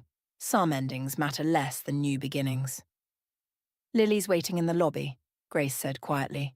She wants to help with the project. I turned away from the construction site, walking toward the hotel. Through the windows, I could see Lily at the front desk, reviewing blueprints with Mason. She looked stronger now, more like herself, though shadows still lingered under her eyes. "The Feng Shui consultant says this layout is all wrong," Lily said as I approached. "We should move the main entrance." "Since when do we care about Feng Shui?" "Since I started researching Asian hotel designs." She pushed forward a folder of ideas. "If we're partnering with Mr. Chen's hotel group, we should incorporate elements that appeal to international guests." I studied the plans, seeing echoes of our parents' original vision mixed with something new, something ours. Mason gathered his papers. "I should go. Ryan's sentencing." "Stay," I said. "We could use a good lawyer for the permits." He hesitated, surprise flickering across his face. "Even after everything?" "Especially after everything." I met his eyes. Some people deserve second chances. The hotel lobby filled with morning light as guests began trickling down for breakfast. I watched them move through the space, unaware they were standing in what had almost been a crime scene. Now it was just a hotel again. Or maybe it always had been, and Ryan had been the only illusion. "Eva," Lily touched my arm, "about the inheritance. I want to invest it properly this time. In us. In this." She gestured to the blueprints. "If you'll trust me again." Trust isn't the problem. I picked up the Feng Shui plans. But maybe we start smaller, one renovation at a time. Grace appeared with more coffee and a stack of newspapers. "They're calling us the hotel that caught a criminal. Great for business, terrible for headlines." "Speaking of business," Mason pulled out one final document. "Ryan's assets are being liquidated. His share of the Morrison project is available for purchase." I looked at Lily, seeing the same thought cross her mind. "How much?" "Less than you'd think. No one wants to touch anything with his name on it." "Except us," Lily said firmly. "We'll take it." Outside, another crash echoed from the construction site. Through the dust, I could see the Morrison building's original stonework emerging, beautiful despite decades of neglect. "You know what Mom used to say about old buildings?" I asked Lily. "That they're like people. Sometimes you have to strip away everything false to find what's real underneath." She smiled, really smiled for the first time in weeks. "And then you rebuild." I spread the blueprints across the front desk, our family gathering around them, Grace with her practical suggestions, Mason with his legal notes, Lily with her international designs. All of us damaged by Ryan's deception, all of us choosing to build something new from the ruins. The morning sun reached the crown moulding, the expensive, original details that had first caught Ryan's eye. They still gleamed, but differently now. Less like fool's gold, more like something that had survived the fire and emerged stronger. I picked up a pen, ready to mark changes on the blueprints. Sometimes revenge isn't about destroying what's broken. Sometimes it's about reclaiming what was always yours, and building it into something even your enemies couldn't imagine. "All right," I said, "let's make something beautiful." The incessant pounding at the door jolted me awake. I glanced at the clock. 11:37 p.m. Fear crept in as I clutched my robe, tiptoeing down the stairs. "Who's there?" I called out, my voice shaky. "Grandma, it's us! Please open up!" Two small voices pierced through the howling wind and pelting rain. I swung the door open to find my grandsons, Alex and Caleb, drenched and shivering on my doorstep. Caleb clung to a crumpled piece of paper in his tiny fist. "Boys? What on earth?" My words caught in my throat as I ushered them inside, wrapping them in thick towels. "Mom, she left us at the park," Alex said between chattering teeth. "She told us to come here." Caleb shakily held up the note. "Read it, Grandma." My hands trembled as I smoothed out the soggy paper. 5 scrawled words made my heart plummet. "Take them to Grandma's house." Jenna's looping cursive mocked me from the page. How could she abandon her own children like this? "I'm so sorry, boys," I whispered, pulling them into a fierce embrace. Caleb's little body shook with sobs. "You're safe now. I've got you." I marched them upstairs, bundling them into warm pajamas. Haunted eyes followed my every move as they huddled on the guest bed. "Will Mom come back for us?" Caleb asked, his voice tiny and fragile.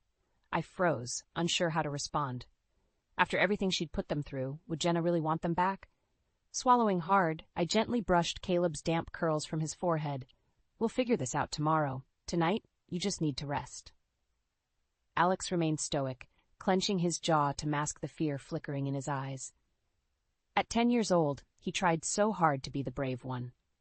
As I settled into the armchair beside their bed, their shuddering breaths slowed into the peaceful rhythm of sleep. Yet haunting questions whirled in my mind, dark memories stirring. My relationship with Jenna had been fraught from the beginning. The sweet, loving girl my son Derek fell for vanished after their wedding, replaced by someone manipulative and cold-hearted. Still, she was their mother. What desperation could drive a parent to abandon their own flesh and blood? A gnawing suspicion took root. This was about more than just bad parenting. Staring at my grandson's sleeping forms, their cheeks still glistening with drying tears, a fierce protectiveness burned within me. I would get to the bottom of Jenna's deceit, whatever it took. For now they were home, they were safe, and I would do everything in my power to ensure it stayed that way. As the first pale rays peeked through the curtains, I allowed my eyes to drift shut, steeling myself for the maelstrom ahead. The shrill trill of the phone jolted me awake at the crack of dawn. I immediately tensed, scanning the bed. Relief washed over me as I saw Alex and Caleb huddled together, still slumbering peacefully. "Hello?" I whispered, padding out of the room. "Mrs. Mitchell, this is Sheriff Davis. We received a troubling report last night from a family at Oak Ridge Park." My stomach twisted into knots as the sheriff proceeded to recount how a hysterical Jenna had shown up in the middle of the night, rambling about voices telling her to hurt the boys. She'd fled before the cops arrived, leaving Alex and Caleb alone on a rain-soaked park bench. "We've been searching all night, but there's no sign of her." His gruff voice softened. "I know you two had your differences, but are the boys safe with you?" Squeezing my eyes shut, I managed a tight nod before realizing he couldn't see me. Yes, they're here, safe and sound." After ending the call, my hands trembled as I glimpsed the shredded remnants of my tranquil, retired life around me. How could Jenna put her own sons through such trauma? I hurried back to the bedroom, my heart clenching at the sight of them cuddled together like orphaned kittens.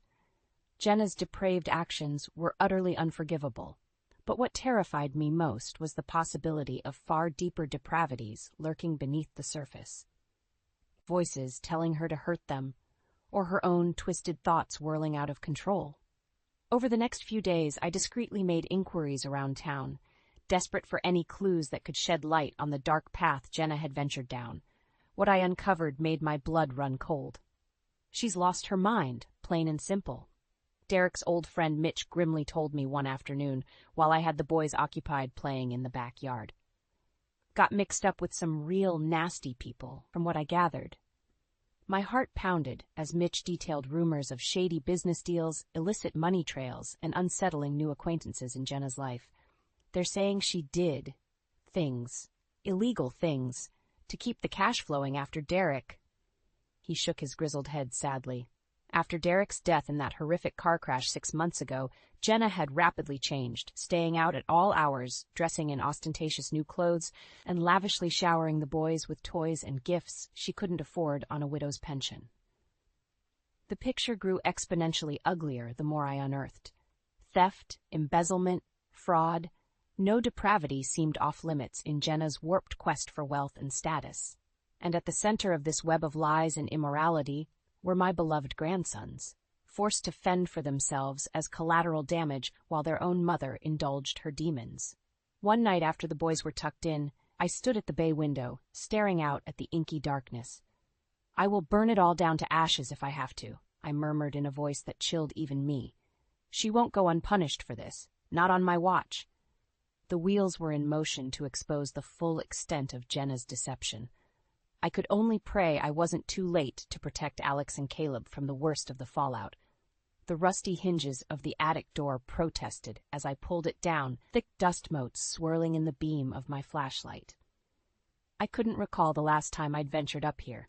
After Derek's passing, any reminders were too agonizing. But to have a prayer of protecting Alex and Caleb from Jenna's toxicity, I needed to understand how we'd arrived at this catastrophic juncture. So I steeled myself and climbed the creaky ladder.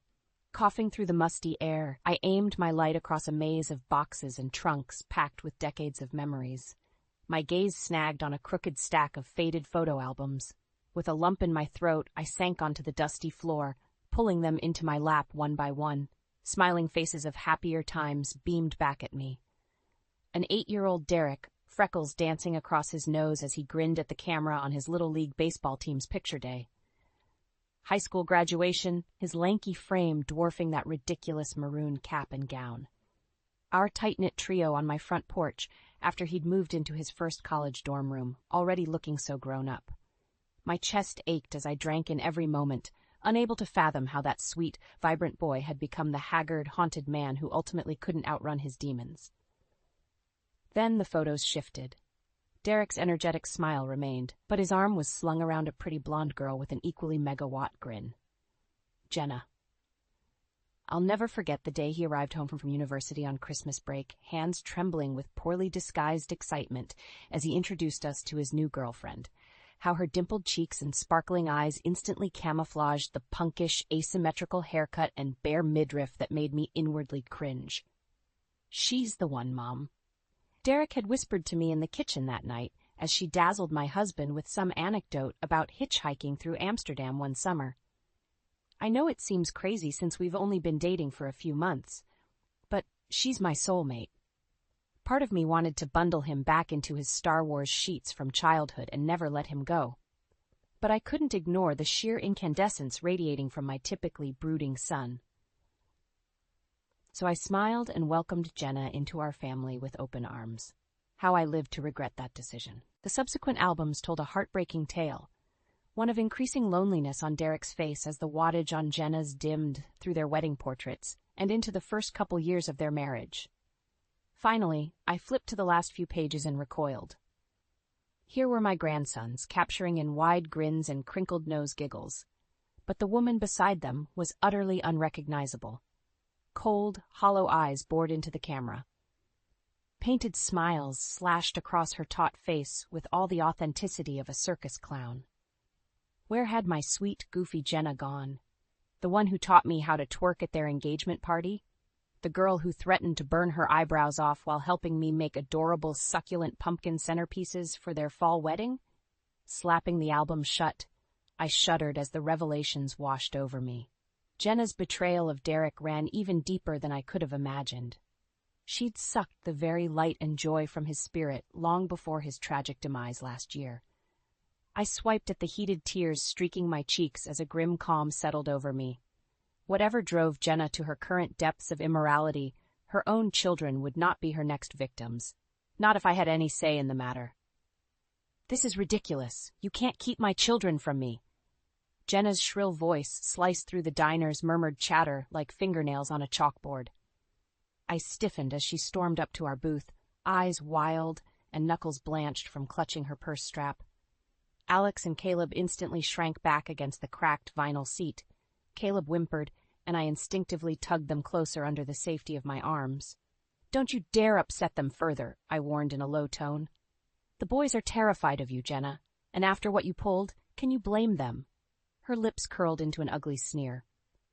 Oh, so you've turned them against their own mother? That's rich, coming from the woman who poisoned Derek against me for years. I opened my mouth to retort, but she cut me off with a harsh laugh. Save your breath, Lorraine.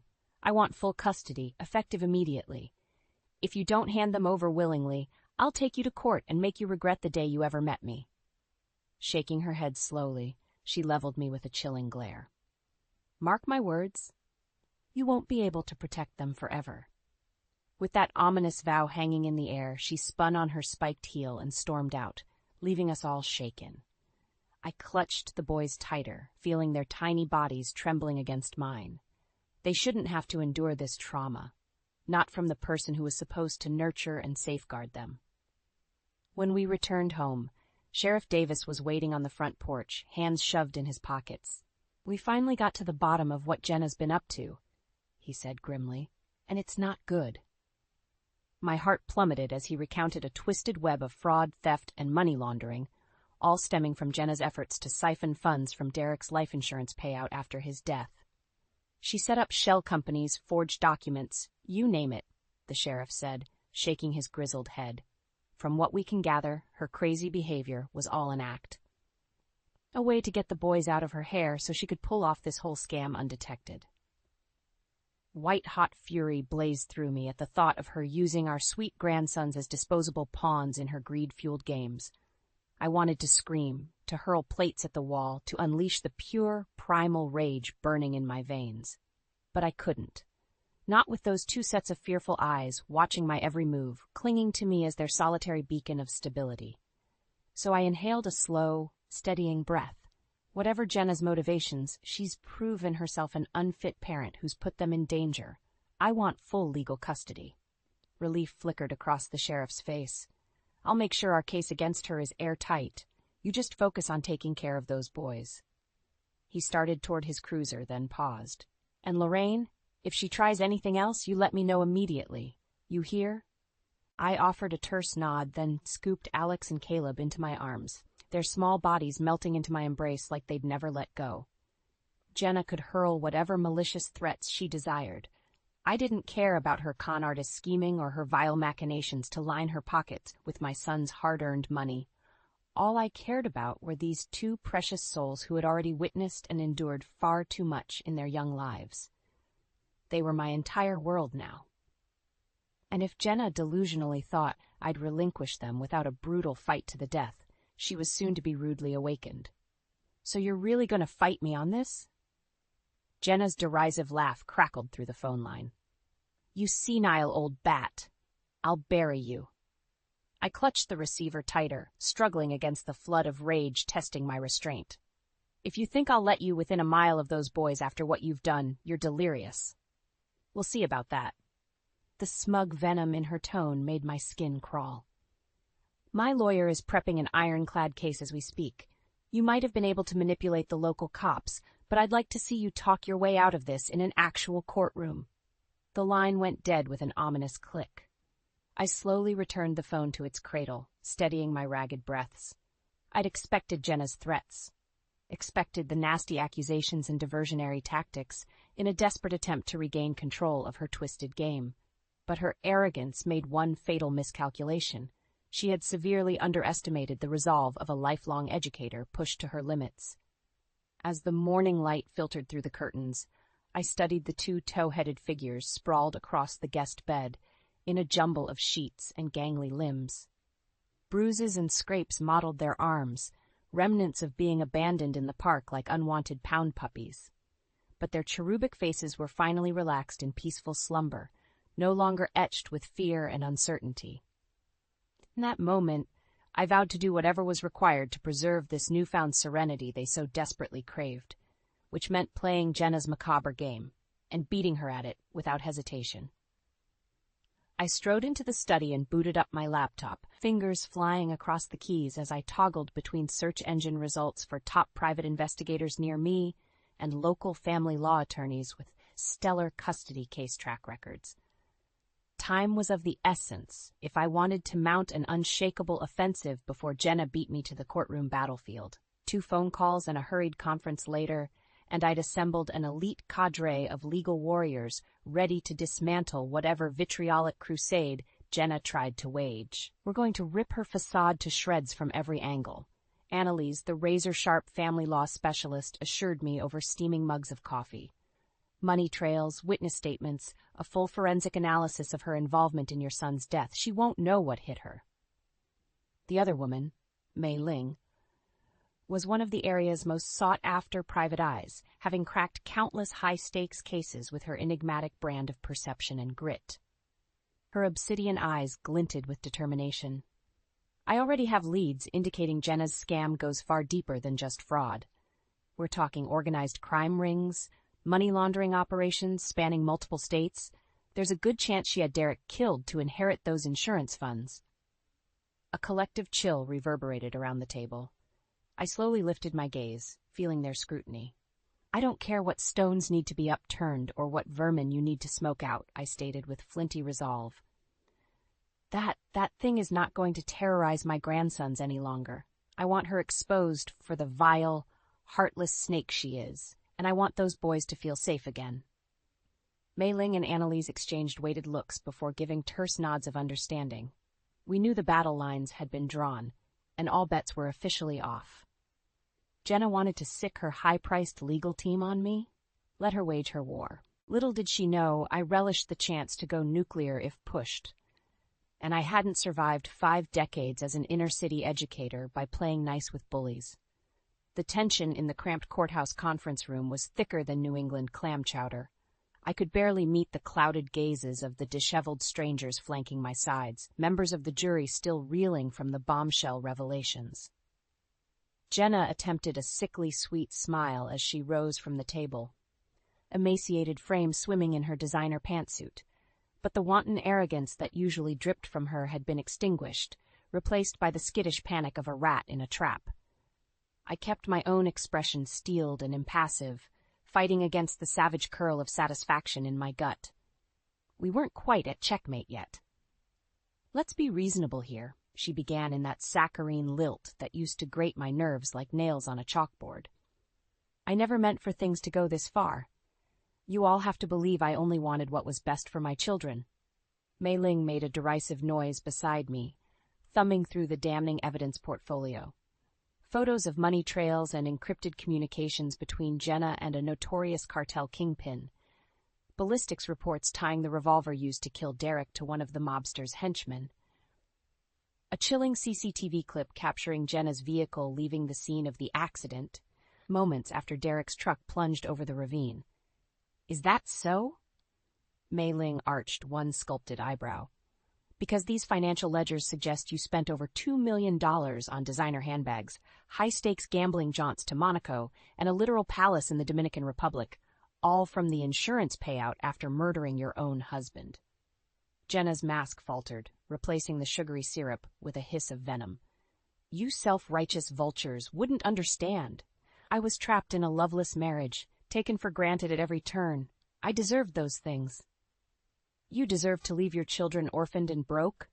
I growled, unable to contain myself any longer. "You deserve to slaughter their father, your own flesh and blood, in cold blood?" "Stay out of this, you cretinous relic," Jenna spat. "I had bigger plans, grander wealth waiting on the horizon. Derek was a stepping stone I needed to discard like all the others before him. Besides, it's not like those boys brought anything positive to my life." A collective shudder reverberated around the room. Even Jenna's own attorneys averted their gazes, disgust etched on their craggy faces. "Then I guess they dodged a pretty big bullet by winding up with their grandma instead of an egomaniacal sociopath like you," Mei Ling said, chin raised in defiant contempt.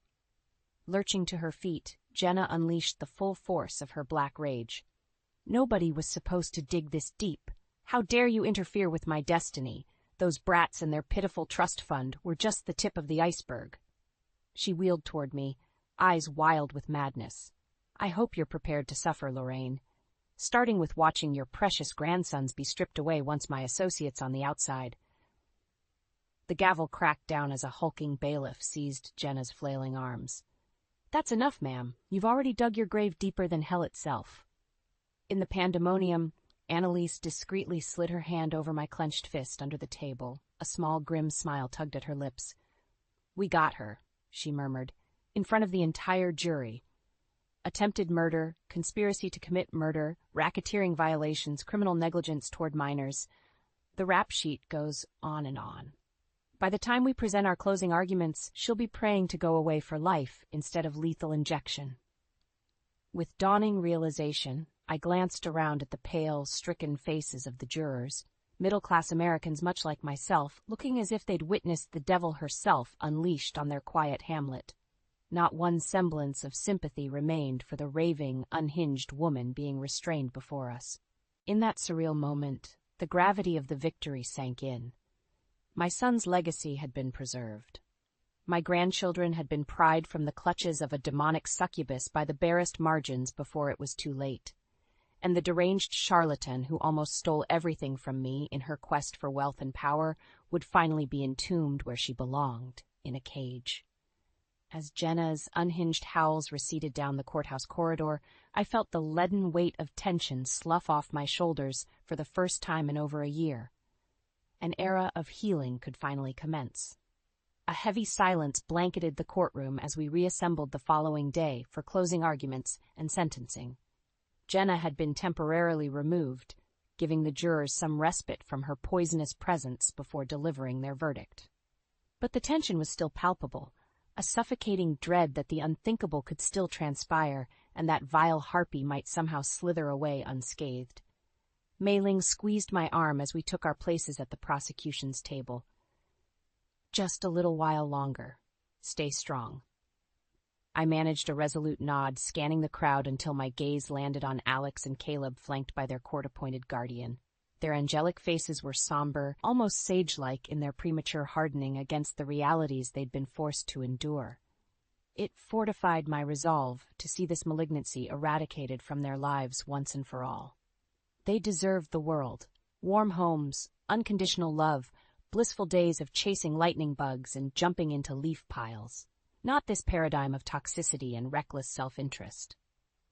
The courtroom fell into a hush as the bailiff escorted Jenna inside, her rail-thin wrists encased in shackles. Our eyes bored into one another, Hazel meeting Ice Blue in a silent clash of wills. "State your final remarks," the judge intoned, his weary tone betraying the aftershocks of the evidence he'd presented over the last several days. Jenna rose on shaky legs, painted lips pursing into a defiant sneer. "I have no final remarks, aside from the fact that this biased, uncultured backwater of a town has no comprehension of the grandeur I was born to achieve." A disgusted titter rippled across the gallery. Jenna's gaze flickered around the room before landing squarely on me, that sneer metastasizing into a look of pure, undiluted hatred. "They're my sons. My flesh and blood, not this decrepit harpy's. Yet because of your deranged witch hunt, I've been robbed of my rightful legacy, all for the sake of two ungrateful little bastards who did nothing but hold me back." Her voice rose to a shrill screech, spittle flying. "They don't deserve my fortune or my empire. I hope they rot right alongside you for the rest of their pathetic—" "Miss Mitchell?" The judge's boom reverberated like a shotgun blast, startling Jenna into stunned silence. "I will have order in this court." He turned his withering glare toward the jurors, who flinched collectively.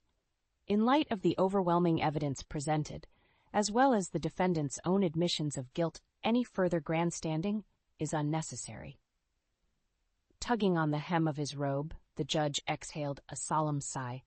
"Jenna Mitchell, this court finds you guilty beyond all reasonable doubt on all counts, including first-degree murder, criminal conspiracy, child endangerment, money laundering, and racketeering. You are hereby sentenced to life imprisonment without possibility of parole."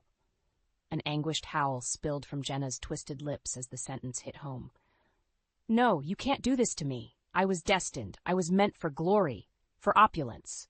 Two burly bailiffs gripped her flailing arms as she fought against their restraints with feral desperation. "Let me go. I won't rot in your cages, you pathetic scum. Alex, Caleb, you were supposed to be my legacy." Our eyes met one final time across the courtroom as she was hauled toward the doors. Ironic, the woman who had sacrificed her own children in pursuit of greatness was now little more than a rabid dog being carted away from polite society. As the doors clanged shut behind her, an eerie silence fell over the room like the aftershock of a bomb blast.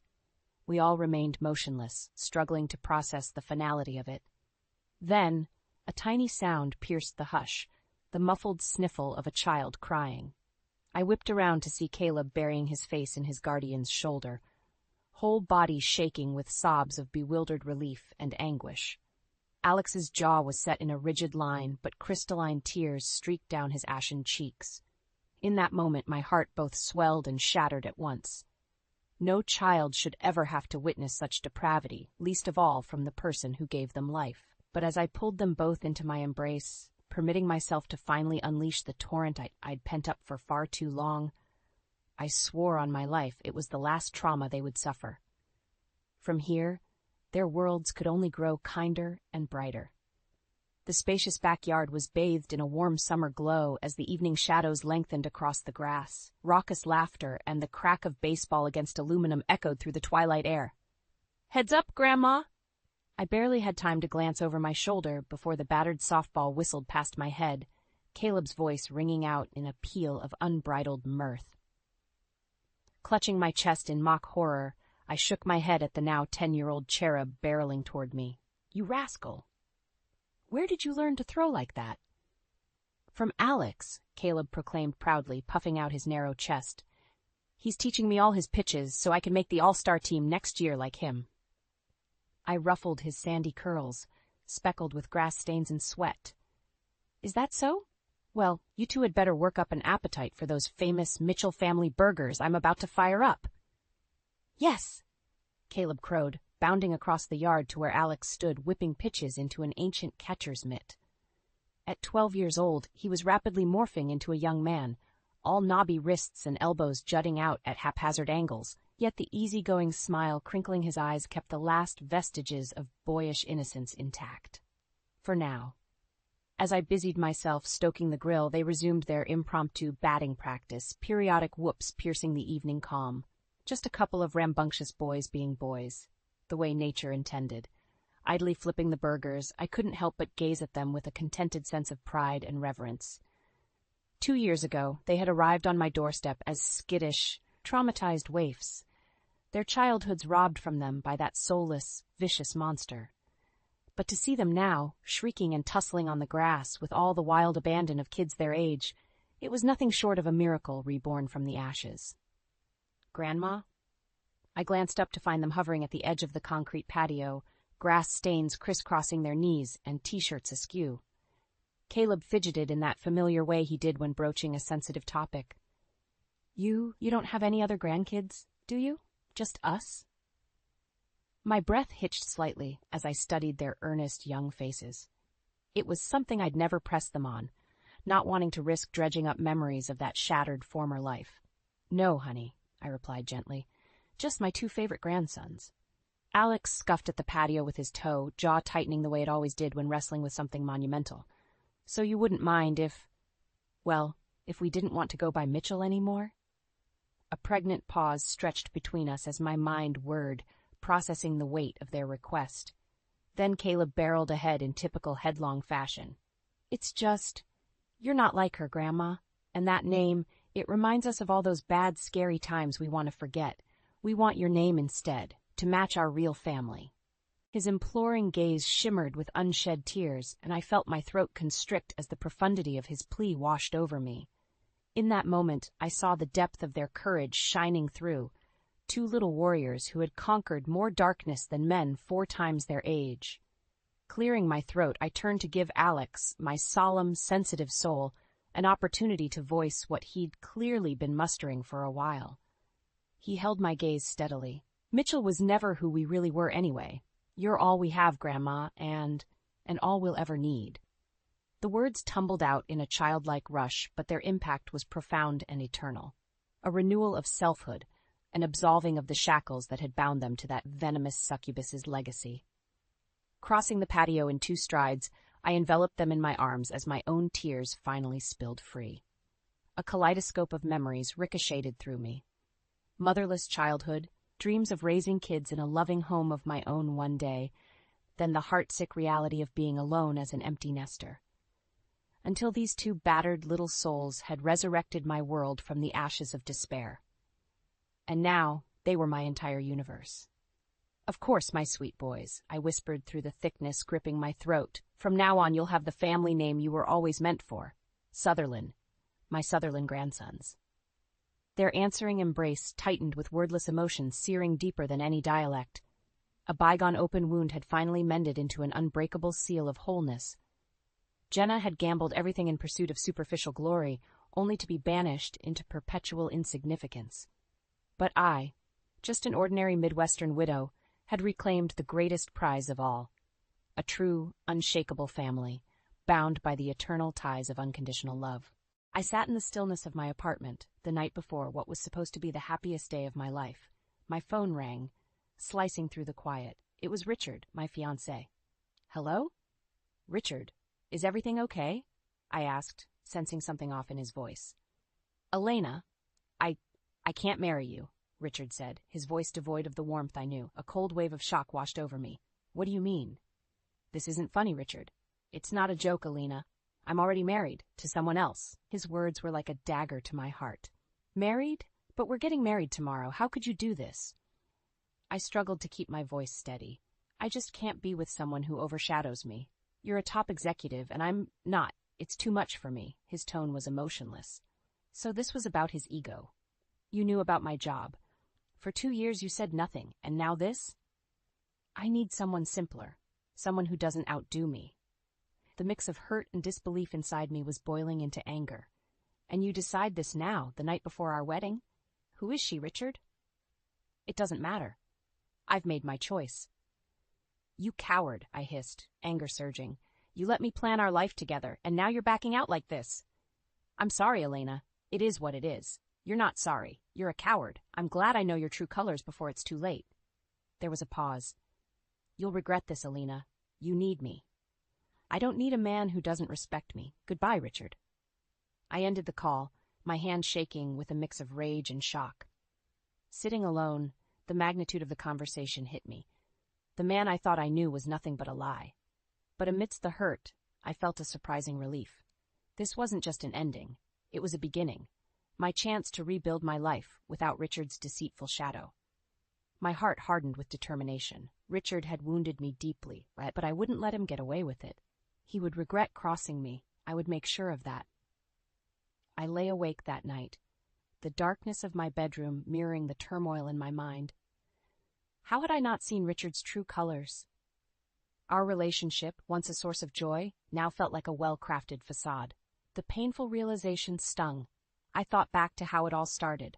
My uncle, a well-respected businessman, had introduced me to Richard. "He's a promising sales manager," he had said. "You two might hit it off." I was reluctant, but I agreed to meet Richard out of respect for my uncle. Our first meeting was at a quiet cafe. Richard was charming, attentive, and seemed genuinely interested in my career as a marketing executive. We clicked instantly. I thought I had found someone who understood and respected my ambitions. But as I lay there, replaying our conversations, the signs were clear. Richard's subtle digs at my achievements, his veiled comments about women in leadership, they were all red flags I had ignored. He was never proud of me. He was intimidated by me. I remembered the times he'd belittle my work. "It's just marketing, Elena. It's not like you're saving lives," he'd scoff. His words, once brushed off as harmless jokes, now echoed in my mind as clear indicators of his resentment. It dawned on me that his recent behavior, the late nights, the sudden business trips, it wasn't just work. He was seeing someone else. The pieces fell into place, forming a picture of betrayal. I got out of bed, my mind racing with anger and hurt. Richard had humiliated me, but I wasn't going to let him have the last word. He had underestimated me, and that was his biggest mistake. I opened my laptop and began to draft an email to my colleagues. Richard and I had invited them to our wedding, and they deserved to know the truth. I wrote with a clear purpose, detailing Richard's betrayal without sounding bitter. I wanted the facts to speak for themselves. As I hit send, a sense of empowerment washed over me. This was just the beginning. Richard had tried to break me, but instead he had awakened a strength I never knew I had. I would make him regret ever taking me for granted. The game had just begun. The next morning I woke up to a flurry of messages. Colleagues, friends, family, everyone was shocked. The news of Richard's deceit had spread like wildfire. There was an outpouring of support for me, but among these, one message caught my eye. It was from Richard. "Can we meet?" "I think there's been a misunderstanding," his message read. Misunderstanding? The audacity of that word made my blood boil. I agreed to meet him, not for reconciliation, but to confront him, to face the man who had tried to break me. We met at a park, a neutral ground away from prying eyes. Richard was there, looking disheveled, a stark contrast to the composed man I once knew. "Elena, thank you for meeting me. I think you got it all wrong," he started, but I cut him off. "Save it, Richard. There's nothing you can say to justify your actions. You're a liar and a cheat. What did you expect, calling off our wedding and admitting you're already married?" Richard's face reddened. "I didn't expect you to react this way. You're blowing this out of proportion." "Out of proportion? You were living a double life, Richard. What did you expect me to do? Smile and wish you a happy marriage?" He shifted uncomfortably. "Look, I know I messed up, but can't we put this behind us? I mean, we were good together, weren't we?" I stared at him in disbelief.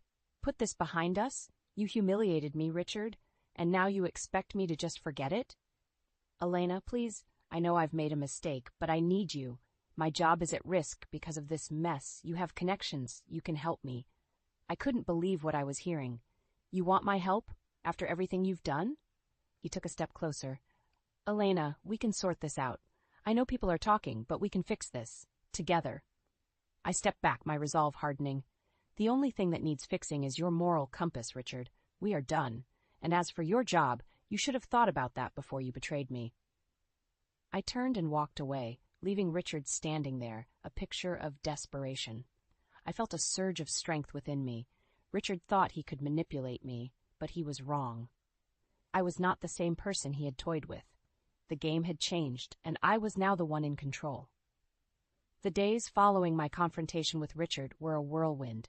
My mind was constantly racing, not with sadness but with a burning desire for retribution. Richard had tried to crush me, but he had only fueled my determination. I started by reaching out to a few trusted colleagues and friends, laying the groundwork for my plan. Word of mouth was powerful, and I intended to use it to expose Richard's true character. I shared my story not as a victim, but as a survivor of deceit. My narrative was factual, yet poignant, a tale of betrayal by a man who was a master of manipulation. Then came the opportunity I was waiting for. An industry event was coming up, one Richard and I were supposed to attend together. I decided to go alone, knowing well that Richard would be there. The evening of the event, I walked into the room with confidence. I could feel the eyes on me, the whispered conversations. I spotted Richard in the crowd, his face a mask of unease. As I mingled, I overheard snippets of conversation. That's Elena. Can you believe what Richard did to her? The word was spreading, just as I had planned. Then, Richard approached me, his expression a mix of anger and desperation. Elena, we need to talk. You're ruining me. I looked him straight in the eyes. I'm not doing anything, Richard. If your reputation is ruined, you have only yourself to blame. He grabbed my arm, his grip tight. You're enjoying this, aren't you? Making me the villain. I pulled my arm away. I don't need to make you a villain, Richard. You did that all by yourself. As I walked away, I could feel Richard's eyes burning into my back, but I didn't care. I was no longer the woman he thought he could control. The event was a success. By the end of the night, Richard's deceit was the talk of the town. His professional reputation was crumbling, just as he had tried to shatter mine. But this was just the beginning. I knew Richard would not go down without a fight. I needed to be ready for whatever he had planned. My resolve was firm. I would not back down. This was my battle, and I was determined to win. A few days after the industry event, I was at my office when my phone buzzed with an unexpected call. It was Richard. Against my better judgment, I answered, curiosity getting the better of me. Elena, you need to stop this madness. Richard's voice was laced with frustration. This isn't my doing, Richard. It's the consequence of your actions, I replied coolly. You're destroying my career. I've lost clients, friends. His voice trailed off into a mix of anger and desperation. Maybe you should have thought about that before you decided to betray me and lie to everyone, I retorted. I need your help, Elena. You have the power to fix this, to clear my name, he pleaded. Help you? After everything you've done? You must be delusional. I couldn't hide the contempt in my voice. Elena, please, we were good together once. Can't you remember that? There was a hint of something in his voice that sounded almost like sincerity. All I remember is a liar who was leading a double life, I snapped back. There was a pause on the line, and when he spoke again, his voice had changed. It was colder, more calculating. You'll regret this, Elena. If I go down, I'll make sure you come down with me. A chill ran down my spine at his threat, but I refused to show my fear. Is that a threat, Richard? It's a promise, he said, his voice now a menacing whisper. Good luck with that, I said, and ended the call. As I sat back in my chair, I realized that this was far from over. Richard's threat loomed over me, but I was not about to let him intimidate me. I had come too far to back down now. I started to document everything, the calls, messages, any interaction with Richard. If he was planning to come after me, I would be ready. But as I delved deeper into my preparations, I found an unexpected ally.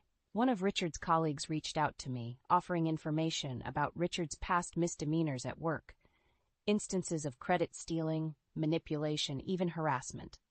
It was more than I could have hoped for. Armed with this new information, I knew what I had to do. It was time to take the fight to Richard. I was going to expose him for who he truly was, not just to our social circle, but to his professional world as well. Richard had started this war, but I was going to finish it. The next few weeks were a whirlwind of activity. With the information provided by Richard's colleague, I meticulously compiled a dossier of his professional misconduct. It was a damning portrait of a man who had built his career on deceit and manipulation. I reached out to Richard's company's HR department, presenting them with the evidence. The response was swift and decisive.